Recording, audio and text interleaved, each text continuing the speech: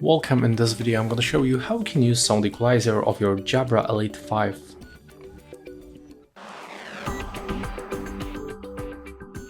So to this you have to be connected with the Jabra Sound Plus application, and next when you are here you can find a few options. The first one, you can manually adjust all of these parameters.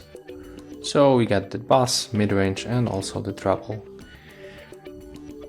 So we can do this manually, as you can see. And if you want to save this preset, you have to click on the plus and then click save. You can set your name, click save, and as you can see right now it appears in this place. But also we can delete the presets, of course only the custom presets.